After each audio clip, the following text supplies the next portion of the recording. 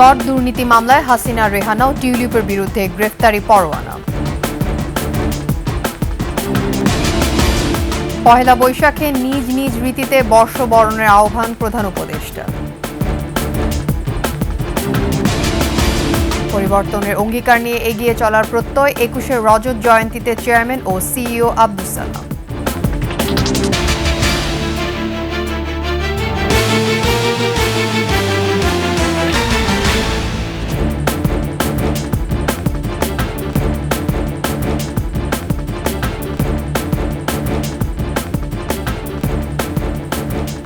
শুনছিলেন সংবাদ শিরোনাম। আমন্ত্রণ ২১শে দুপুরের সংবাদে আপনাদের সাথে আছে আমি তাসলিমা আফিফা।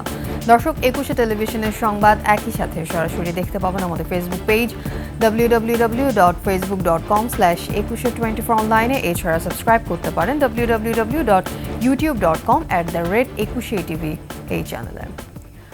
রাজুক প্লট বরাদ্দে দুর্নীতির অভিযোগে দুদকের মামলায় শেখ হাসিনা, শেখ রেহানা, তার মেয়ে টিউলিপ সিদ্দিক, ছেলে রাদওয়ান মুজিব সিদ্দিক ও অপর মেয়ে আজমিনা সিদ্দিকের বিরুদ্ধে গ্রেফতারি পরোয়ানা জারি করেছেন আদালত। ঢাকার মেট্রোপলিটন সিনিয়র স্পেশাল জজ জাকির হোসেন গালিবের আদালত দুদকের দেওয়া চার্জশিট আমলে গ্রহণ করেন। আসামিরা পলাতক থাকা আদালত তাদের বিরুদ্ধে গ্রেফতারি পরোয়ানা জারি করেন। এর আগে গত বৃহস্পতিবার সাবেক প্রধানমন্ত্রী শেখ হাসিনা, তার মেয়ে সাইমা ওয়াজেদ পুতুল সহ ১৮ জনের বিরুদ্ধে গ্রেফতারি পরোয়ানা জারি করেন আদালত। গত ১৩ জানুয়ারি দুদকের ঢাকা সমন্বিত জেলা কার্যালয়ে মামলাগুলো দায়ের করা হয়। পৃথক ৩ মামলায় শেখ রেহানা, তার ছেলে রাদওয়ান মুজিব সিদ্দিক ও মেয়ে আজমিনা সিদ্দিককে প্রধান আসামি করা হয়েছে। টিউলিপ সিদ্দিক এবং শেখ হাসিনাকে সহযোগী আসামি করা হয়।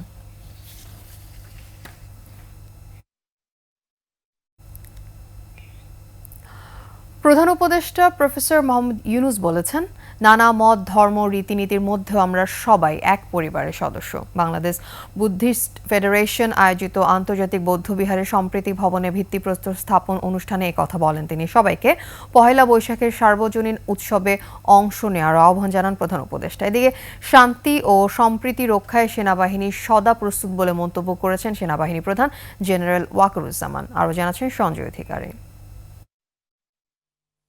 সকালে ঢাকার মেরুল বাড্ডায় আন্তর্জাতিক বৌদ্ধ বিহারে সম্প্রীতি ভবনের ভিত্তিপ্রস্তর স্থাপন করেন প্রধান উপদেষ্টা ডক্টর মুহাম্মদ ইউনূস। পরে সেখানে মতবিনিময় অনুষ্ঠানের আয়োজন করা হয়।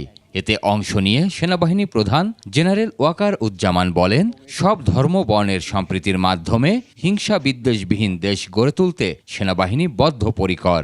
বাংলাদেশ একটা সম্প্রীতির একটা দেশ। এ দেশে হাজার হাজার বছর ধরে সকল ধর্ম, বর্ণ, গোত্র নির্বিশেষে আমরা শান্তিতে বসবাস করে আসছি। সেটারই একটা প্রতিফলন আজকের এই অনুষ্ঠান।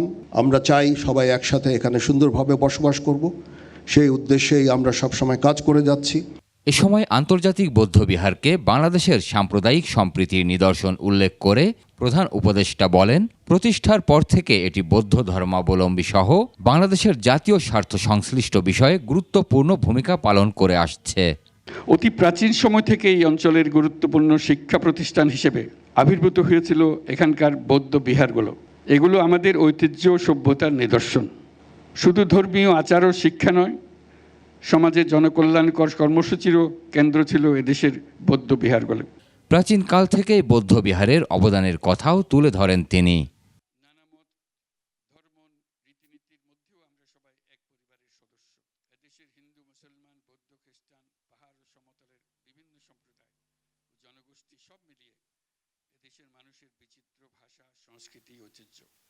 অনুষ্ঠানে বাংলা নববর্ষের আগাম শুভেচ্ছা জানিয়ে তিনি সবাইকে নিজ নিজ রীতিতে শান্তিপূর্ণভাবে বর্ষবরণের আহ্বান জানান।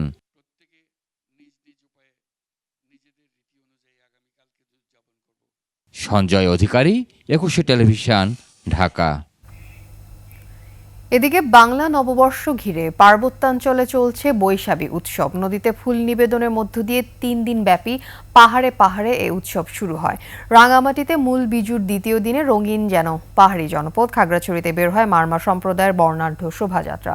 বান্দরবানেও চলছে সপ্তাহব্যাপী সাংগ্রাই উৎসব। পার্বত্য প্রতিনিধিদের তথ্যচিত্রে ডেস্ক রিপোর্ট।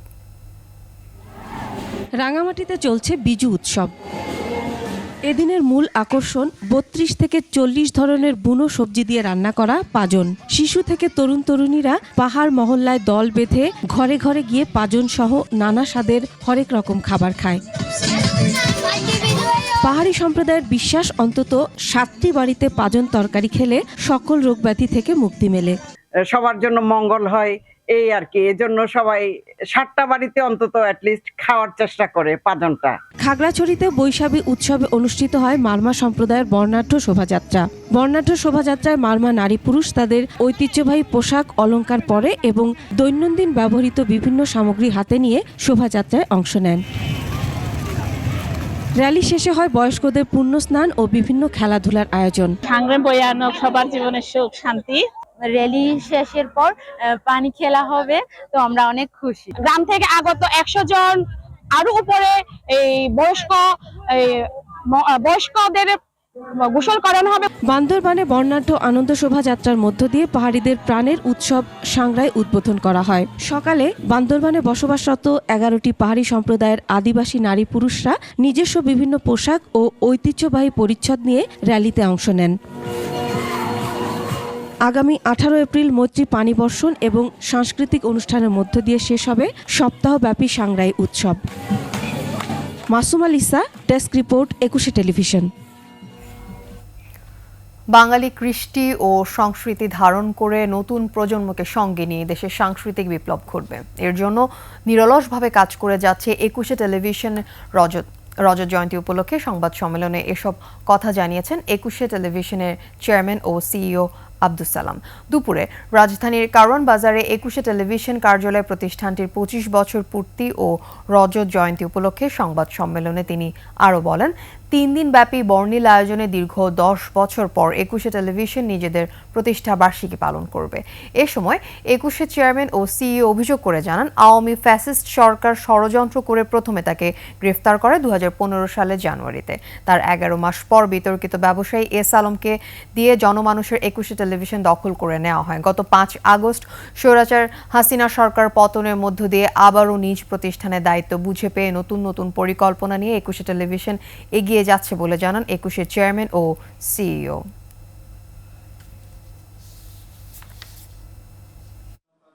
টিভিতে 3 দিনব্যাপী বিশেষ অনুষ্ঠান ছাড়া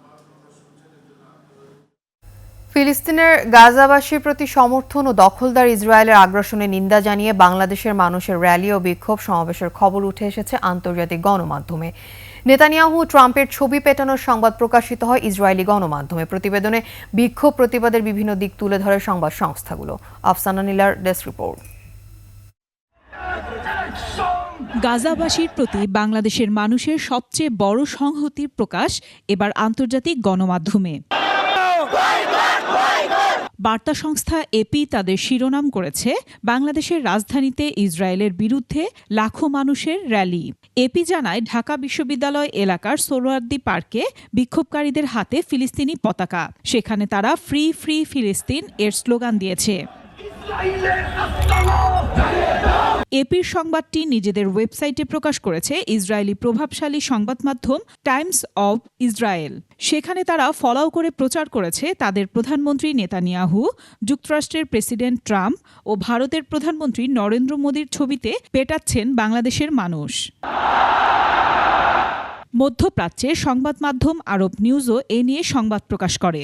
খবরে বলা হয়, গাজাবাসীর প্রতি বাংলাদেশের মানুষের সংহতি প্রকাশে জড়ো হয় লাখো মানুষ।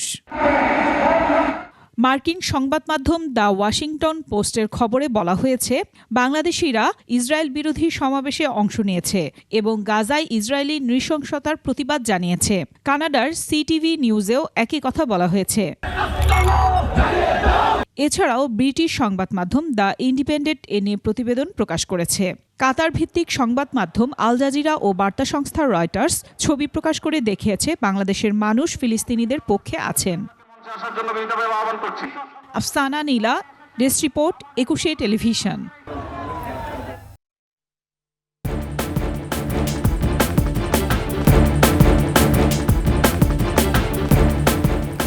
আপনারা দেখছেন 21 সংবাদ। নববর্ষে নিরাপত্তার বিষয়ে কোনো ঝুঁকি নেই, ফ্যাসিবাদের প্রতিকৃতি যারা পুড়িয়ে দিয়েছে কালকের মধ্যে তাদের গ্রেফতার করা হবে বলে জানান ডিএমপি কমিশনার শেখ মোহাম্মদ সাজ্জাদ আলী।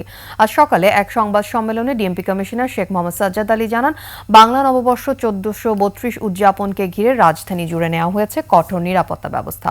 উৎসবকে ঘিরে কোনো ধরনের অপ্রীতিকর ঘটনা যেন না ঘটে সেজন্য রাজধানীর গুরুত্বপূর্ণ এলাকাগুলোতে থাকবে 3 স্তরের নিরাপত্তা। এছাড়াও মুখোশ পরে শোভাযাত্রায় আসা যাবে না বলে জানিয়েছেন তিনি। এ সময় কমিশনার বলেন, অন্য বছরের চেয়ে এবছর আরও বাড়তি উৎসাহ উদ্দীপনার সঙ্গে পহেলা বৈশাখ উদযাপন করা হবে। নাই, আমরা তো ব্যাপক 17,000 18,000 আমরা 18,000 নিরাপত্তা কর্মী পুলিশ অফিসার নিয়ে করতেছি, সাথে র্যাব আছে, বাংলাদেশ আর্মি আছে, এটিইউ আছে এবং অন্যান্য গোয়েন্দা সংস্থাও আমাদেরকে সাহায্য করতেছে। এখন পর্যন্ত কোথাও থেকে কোনো এরকম কোনো ঝুঁকির কথা আমাদেরকে জানানো হয় নাই। এখনো পর্যন্ত রাজনৈতিক হয়রানিমূলক 7,184টি মামলা প্রত্যাহারের সুপারিশ করা হয়েছে বলে জানিয়েছেন আইন উপদেষ্টা আসিফ নজরুল। সচিবালয়ে সাম্প্রতিক বিষয়াবলী নিয়ে আয়োজিত সংবাদ সম্মেলনে তিনি আরও বলেন, রাজনৈতিক বিবেচনায় দায়ের করা মামলার সংখ্যা 50,000-এর বেশি। এ সময় তিনি আরও বলেন, মাগুরায় ধর্ষণের শিকার শিশু আসিয়ার চার্জশিট আজ দখল করা হবে। এর বিচার কাজ 90 দিনের মধ্যে শেষ করতে হবে বলেও জানান তিনি। জুলাই হত্যার সাথে জড়িতদের জামিন নিয়ে আইন মন্ত্রণালয়কে যে প্রশ্নের সম্মুখীন হতে হচ্ছে সেখানে অধিকাংশ ক্ষেত্রে হাইকোর্ট থেকে আগাম জামিন দেওয়া হয়েছে।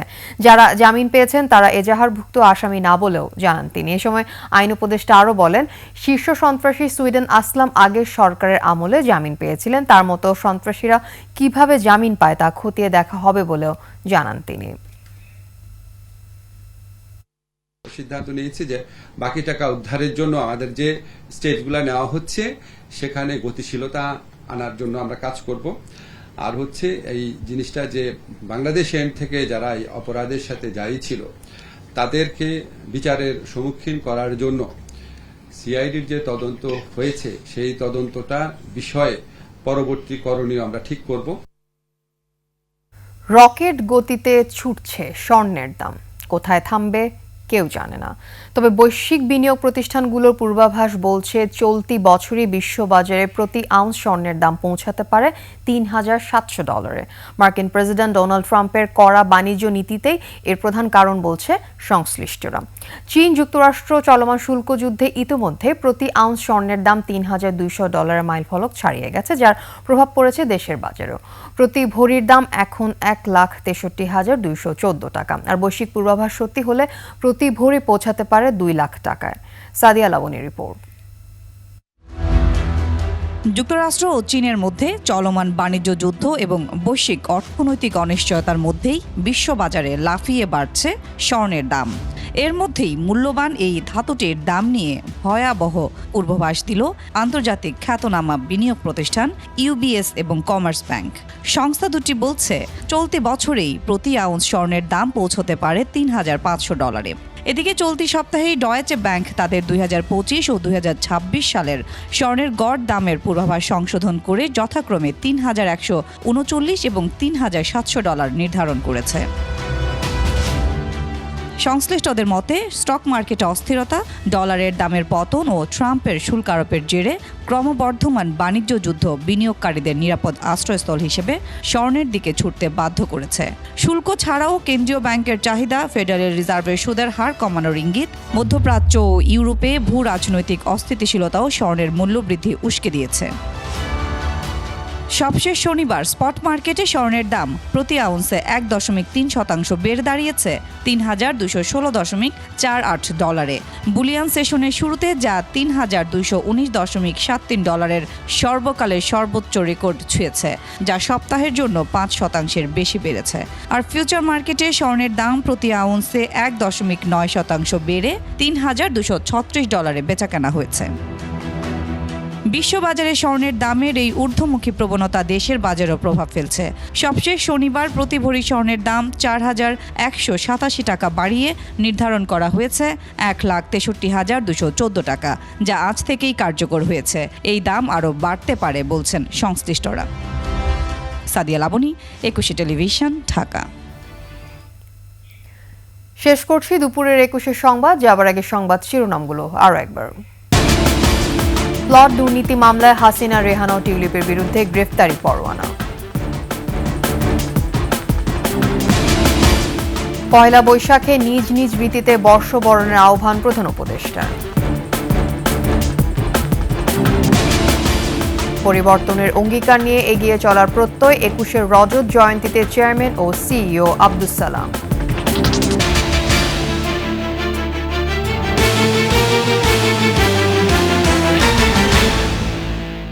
সর্বশেষ খবর জানতে ডায়াল করুন 2021 নম্বর আর ভিজিট করুন ekusha-tv.com এই ওয়েবসাইটে।